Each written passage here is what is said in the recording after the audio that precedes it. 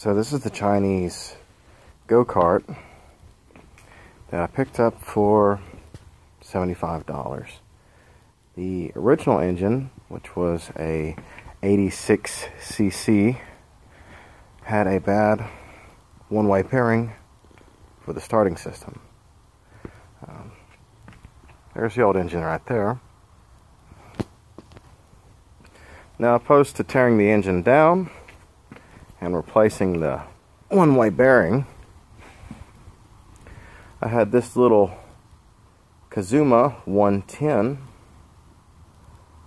that was sitting in a four-wheeler that I was given.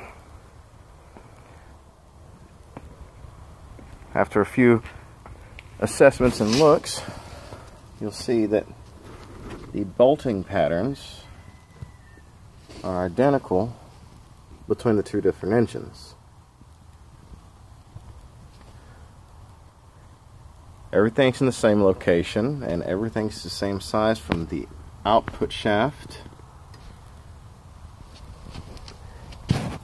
intake and carburetors are identical. That's a brand new carburetor, $15 from eBay.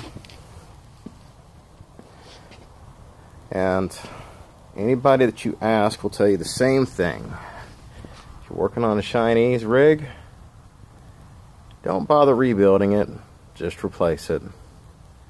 $15 you can get complete carburetor, air cleaner, and air filter. Fuel filter, excuse me. Now, I use the entire wiring harness from the four-wheeler, which this is all going to be tucked away nice and neat later. Got to have it clean for my son. And I used a momentary switch, which is hooked up to the harness and places the push button that was on the four-wheeler. Of course, you still have the key ignition, which we could get around not having the key, but in case you need to ground your kid and you don't want them to ride when they're not supposed to, it's a good way to lock them out. And we do have reverse gear, neutral, first, second, and third. That's going to be going into a different light system later down the line. Shifter, actually just below the steering wheel.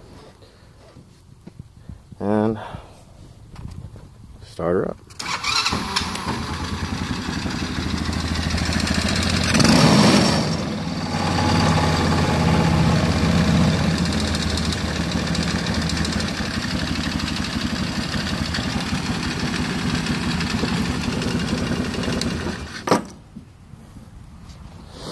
Real simple to do.